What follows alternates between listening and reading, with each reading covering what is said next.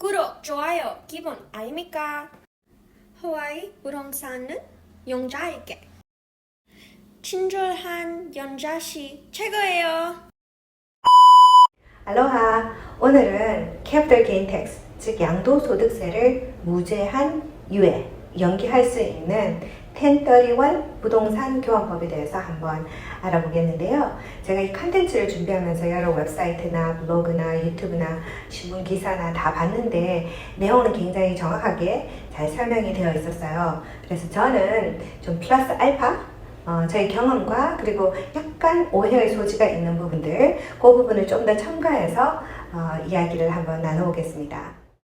자, 그러면 1031 부동산 교환법이란 무엇일까요?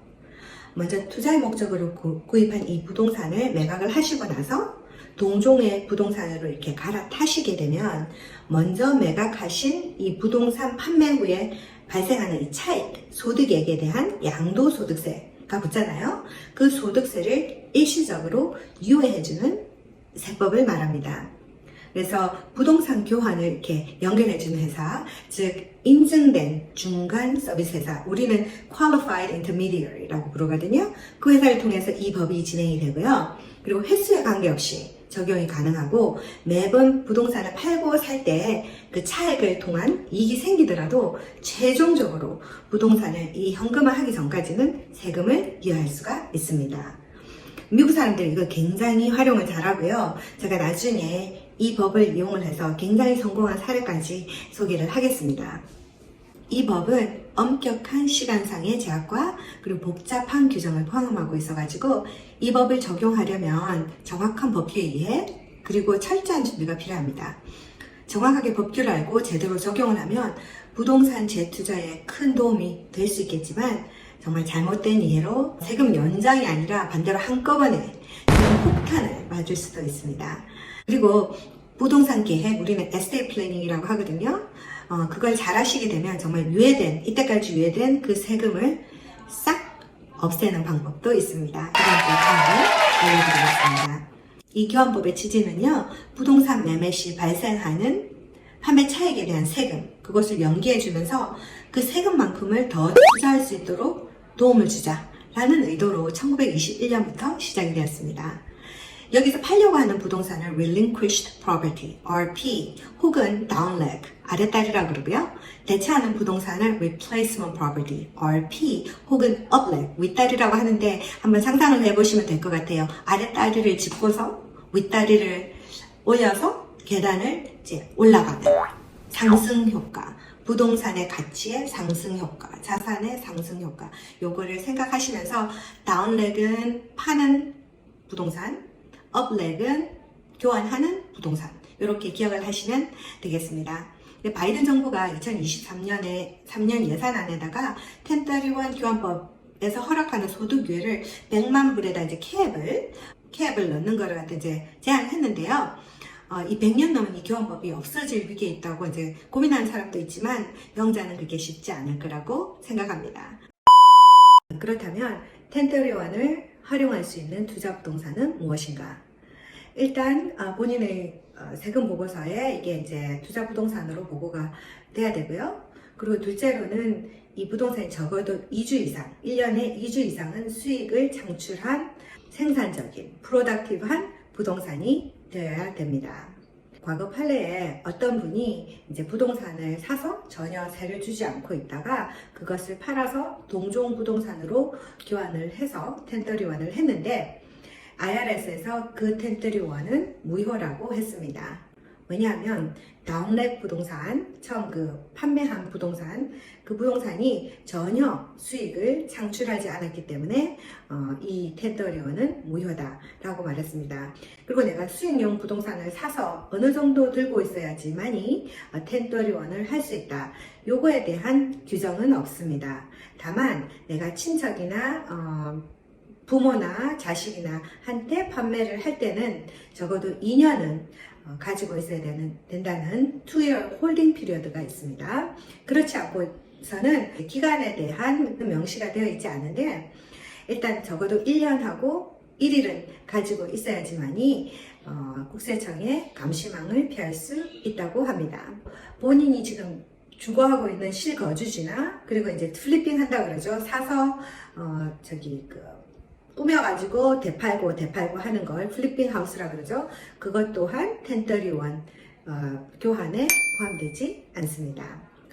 그리고 2017년 트럼프 행정부가 세금 감면 및 고용법 Tax Cut and Jobs Act 라는 세법을 이제 통과시킨 이후에 조금 바뀐 게 있는데요.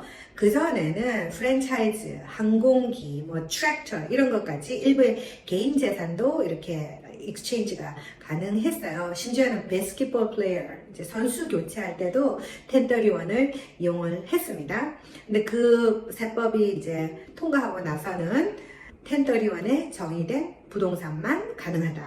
이렇게 바뀌었습니다. 그렇다면 교환 가능한 동종, like, kind 부동산은 무엇인가? 본인이 싱글 패밀리, 단독 부동산을 팔아서 단독으로만 꼭 가야 되느냐? 그것은 아닙니다.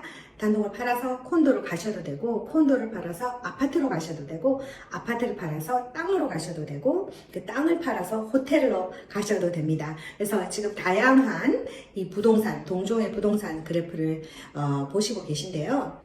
일반적으로 생산적으로 사용되고 투자 목적으로 소유하고 있는 모든 자산은 동종으로 간주됩니다. 따라서 농지는 다른 농지와 동종일 뿐만 아니라 그 농지가 아파트, 땅, 공업단지, 또한 델러웨어 법정 신탁이라고 DST라고 하는 그런 부분 소유권 지분 신탁, 이것도 동종으로 간주가 됩니다. 잠깐만요, 영자씨. 그러면 피심플하고 리스홀드하고 교환이 가능한가요? 단답으로 말씀드리면 yes입니다. But with condition. 먼저 피심플은 우리가 다 아는 땅 포함, 건물 포함 다 내 거죠. 근데 리스홀드는 땅은 리스를 받습니다. 빌려서 사용권을 가지고 거기에다 건물을 지어서 건물만 내 거입니다. 보통 이제 땅의 렌트를 얻을 때 99년을 받거든요. 근데 이제 피심플을 리스홀드하고 교환하는 그 시점에 이 땅의 사용권이 적어도 30년이 남아 있어야지만이 1031 익스체인지가 가능합니다. 자, 그렇다고 한다면 우리가 어떤 세금을 유예를 할까요? 일단 시세 차익에서 보는 그 소득에 대한 양도소득세를 주정부에다가 11%, up to 11%, 그리고 연방정부에다가 up to 20%. 게다가 depreciation recapture라 그래가지고 우리가 건물을 사게 되면은 감가상각이라 그래가지고 매년 세금 공제를 받습니다. 그러면 감가상각 세금 공제 받은 총액에서 25%를 다시 세금으로 뱉어내야 됩니다. 예를 들어서 연봉이 20만 불인 부부가 100만 불짜리 건물을 200만 불에 팔았다고 하면 100만 불에 대한 시세 차익의 양도소득세만 32만 불이 나옵니다. 그러니까 감가상각 리캡처, 디프리시에이션 리캡처를 포함하지 않더라도 30%가 넘잖아요. 그러니까 그 돈을 굴린다고 한다면 재산이 얼마나 빨리 불어나겠습니까? 그래서 실제로 제 손님 중에 그 우체국에서 일을 하셨는데 이런 식으로 계속 자산을 불리셔가지고 지금 현재 멀로파크에 집만 8채를 가지고 있어요. 그리고 또 한 분은 멕시코에서 이민을 오셨는데 20살이 넘어서 오셨는데 이제 친구들은 좋은 차 타고 다니고 이렇게 연애하고 할 때 그분은 그 작은 그 지하방을 빌려가지고 그 동네 잔디를 깎으셨다 하더라고요. 그래서 모은 돈으로 한 채, 두 채 사서 벌링겜이라는 정말 부자 동네거든요. 거기에도 굉장히 많은 자산을 가지고 계셨고 그 중에서 2개를 이제 저하고 팔아가지고 텍사스로 1031을 하셔가지고 가셨습니다. 그래서 1031 부동산 교환법의 장점은 첫 번째로 양도소득의 유예고요. 두 번째로는 감가상각의 유예인데요. 정말 감가상각은 꼭 먹고 알 먹고식입니다. 한번 보시겠습니다.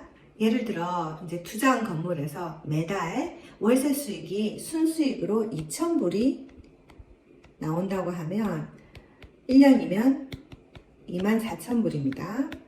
근데 한번 보세요. 만약에 연봉이 16만 4천이에요. 그러면 24%의 세율이 적용이 되는데 월 수익이 2,000불 해가지고 1년이면 24,000의 수입이 생기게 되면 내 세율이 32%로 껑충 뜨게 됩니다. 그리고 베이스라인도 14,000불에서 33,000불로 이렇게 껑충 뜨게 됩니다. 그런데 이 감가상각을 이용하면 이 텍스 세율 안에서 머무를 수가 있어요. 한번 보세요. 자, 100만 불짜리 예쁜 건물을 탔다고 가정합니다. 근데 이제 감가상각을 어떻게 하냐면 땅은 감가상각이 안 됩니다. 건물만 감가상각이 되거든요. 그래서 우리가 70%를 건물에다가 건물이 가격이라고 치고 30%를 땅 가격이라고 이렇게 엘로케이션을 합니다. 그래서 이 70%에 대해서 감가상각이 가능한데요. 어카운팅, 그러니까 회계 측면에서 봤을 때 이 건물의 생명은 27.5년이라고 보는 거고 매년 이렇게 그 생명이 단축된다고 보는 거죠. 그래서 이 70만 불을 27.5년으로 나누면 25,000 정도가 돼요. 25,000불을 매년 감가상각을 해서 줄일 수 있습니다. 그래서 우리가 아까 벌어들인 소득은 24,000 그리고 감가상각은 25,000 이거보다 조금 더 넘지만 계산하기 쉽게 그래서 지금 우리가 마이너스 1,000불이라는 이제 페이퍼상으로는 마이너스 1,000불이 되는 거죠. 연봉이 16만 4천일 경우에 우리 소득이 마이너스 1,000불이 나니까 감가상각을 이용을 해서 세율이 24% 안에서 넘지 않도록 이렇게 도와줍니다. 그래서 많은 돈을 세이브를 할 수 있는데 인컴택스를 그런데 우리가 건물을 팔게 되면 이때까지 소득 공제를 받았던 depreciation 그 총액에서 25%를 다시 돌려줘야 됩니다. 그래서 매년 25,000불 depreciation을 총 10년을 했다면 25만 불의 소득 공제를 받은 거죠. 이 받은 거에 25%, 즉 5만 불을 다시 돌려줘야 되는 거죠. 세금으로 다시 내야 되는 겁니다. 그러나 1031 익스체인지를 하게 되면 이 5만 불과 그다음에 양도소득세가 다 유예가 되는 장점이 있습니다. 세 번째는 현금 흐름의 극대화입니다.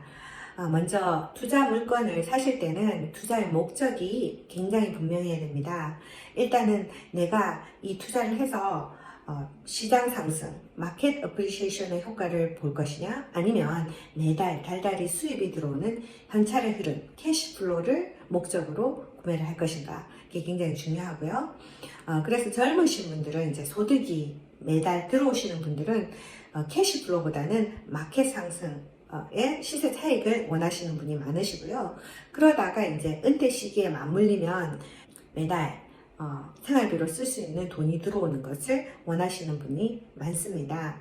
제 고객 중에 아주 유명한 회사를 장시하신 분이 오늘 전화가 왔어요. 산호세에 있는 4유닛을 팔아서 버클리에 있는 상용 건물로 이제 1031을 하시겠다고요. 그래서 왠가 했더니 본인의 사업이 좀 잘 안 되고 그리고 이제 은퇴 시기가 이제 맞물려가지고 매달 생활비가 필요해서 이거를 팔면 매달 인컴이 더 많이 나오는 건물로 이렇게 1031 익스체인지가 가능했던 거죠. 그래서 이제 봤더니 이분은 이제 80년대 말 정도에 이 집을 이제 샀는데 10만 불에 사셨더라고요. 이제 그거를 100만 불에 파셨어요. 100만 불에 파셔가지고 버클리에 200만 불로 1031 익스체인지를 했어요. 그런데 이제 거기도 보니까 이제 위층에 이제 세입자들이 있으니까 맨날 뭐 고쳐달라 이렇게 하니까 골치 아프다고 그거를 또 4밀리언 400만 불에 파셔가지고 이제 베가스에 뭐가 있었더라 그 안에 뭐 마사지 하는 데도 있었고 그 다음에 뭐 페이셜 하는 데도 있었고 여러 가지 수시집도 있는 이 트리플렛의 상용 건물을 사서 이제 1031을 하셨어요. 근데 이제 얼마 전에 제가 여쭤봤더니 어떻게 되냐고 했더니 정말 이제 전화를 세입자들이 이렇게 이렇다 이거 고쳐달라 저거 고쳐달라 전화가 안 와서 너무 좋다고 하시더라고요.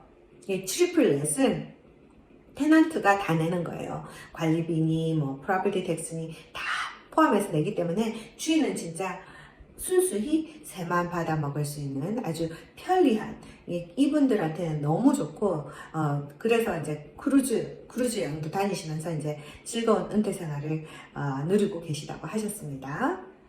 근데 그분이 하신 말 중에 제가 아직도 잊을 수 없는 말이 있는데요. 그분이 이제 80년대 말에 그 포인스를 할 때 친구들이 너 미쳤냐고, 똥바가지라고, 집값 내릴 건데 좀 기다렸다 사라고 그랬대요. 물론 똥바가지라 말은 안 했겠죠. 그냥 what a rip-off 이 정도로 이야기를 했겠죠. 근데 그 10만 불을 그냥 아무 생각 없이 사둔 그게 이제 600만 불이라는 그 자산 증식의 효과, 그리고 1031이라는 비허크를 타고 이렇게 증가를 해서 비록 회사는 뱅크럽시 파산은 했지만 지금도 매달 이렇게 은퇴 자금으로 세를 받으면서 아주 즐거운 선셋을 즐기고 계시다는 아주 희소식을 들었습니다. Breaking News 1031 Exchange Rules. 첫 번째로 에스크로가 종결되기 전에 Qualified Intermediary, 즉 부동산 교환 회사를 고용을 하셔야 됩니다. 특별한 세법이나 법률적인 문제는 당연히 변호사나 CPA에게 상의를 할 것을 이제 권해드리고요. 그리고 이 과정 자체가 어렵진 않아요. 그렇지만 꼼꼼하고 철저한 준비가 필요하기 때문에 모든 같이 일하시는 분, 부동산까지 포함해서 한 팀이 돼서 이제 잘 계획을 하시면 좋은 결과를 얻으실 수 있을 것입니다. 두 번째, relinquished property, downleg property에 이제 그 에스크로가 종결이 되면 그 판매 대금은 차기 다음 부동산, upleg의 부동산을 사기 전까지 부동산 교환회사가 관리하고 보관을 해줍니다. 만약에 에스크로 종결 전에 내가 판매 대금 중에서 한 10만 불 정도를 좀 융통을 하고 싶다 이렇게 하시면 그 포션에 대해서는 양도소득세를 내셔야 되고요. 그거를 이제 boot라고 이야기를 합니다. 세 번째, 45일의 규칙이라는 게 있는데요. 일단 에스크로가 종결이 되고 45일 안에 최대 프로퍼티 3개를 지정을 해주셔야 되는데요. 그 3개를 다 사실 필요는 없지만 그 3개 안에서 구매를 하셔야 되고요. 그리고 180일 안에 에스크로를 종결을 시켜 주셔야 됩니다. 네 번째, 200% 룰이라는 게 있는데요. 이제 에스크로가 종결된 후에 45일 안에 세 채가 아니라 4채를 지정하게 되면 200% 룰이 적용이 되는데요. 이 4채를 합한 가격이 판매가의 200%를 넘으면 안 된다는 거죠. 예를 들어서 200만 불에 팔았는데 이 지정한 4채가 400만 불을 넘으면 안 된다는 룰입니다. 다섯 번째, 새로 매입하는 부동산이 판매한 부동산보다 가격이 같거나 일부라도 비싸야 됩니다. 여섯 번째, 만약 새로 짓는 부동산을 1031 익스체인지로 구매를 하신다면 180일 내에 그 세집공사가 끝나지 않을 수도 있어요. 그러면은 실격이 되니까 위험할 수도 있다는 거. 일곱 번째, 부동산을 판매하고 남은 모든 현금은 다 100% 재투자를 하셔야 되는데요. 남은 현금이 있다면 그거를 put, 잔여 자산이라 그러고 그것은 과세 대상이 됩니다. 아홉 번째, 역교환이라는 게 있는데요. reverse exchange라고 해서 먼저 사고 지금 내가 가지고 있는 물건을 이제 파는 건데요. 이게 조금 복잡하고 일단 비용이 너무 비싸기 때문에 잘 사용하진 않지만 이런 거 정도가 있다는 것 정도만 아시면 되실 것 같습니다. 마지막으로 판매된 부동산과 재투자한 부동산의 명의가 같아야 된다는 겁니다. 예를 들어 영자가 소유한 이 부동산을 팔아서 순자의 명의로 구매한 후에 1031 익스체인지 안 된다는 겁니다. 그래서 공동명의, 부부 공동명의로 된 부동산을 팔면 부부의 공동명의로 구매를 하셔야 되고요. 재투자를 하셔야 되고요. 코퍼레이션이면 코퍼레이션, LLC면 LLC, 영자면 영자, 순자면 순자, 이렇게 명의가 같아야 된다는 것입니다. 그래서 오늘은 쭉 이 1031 엑스체인지에 대해서 많이 이야기를 나눠봤는데요. 너무 이야기가 길어져서 실패한 사례는 제가 지금 말을 못하겠습니다. 그래서 저기 블로그에 적어놨으니까 천천히 한번 시간 되시면 읽어보시고요. 정말 긴 거 제 가슴이 차네요. 다 들어주셔서 너무 감사합니다. 마할로.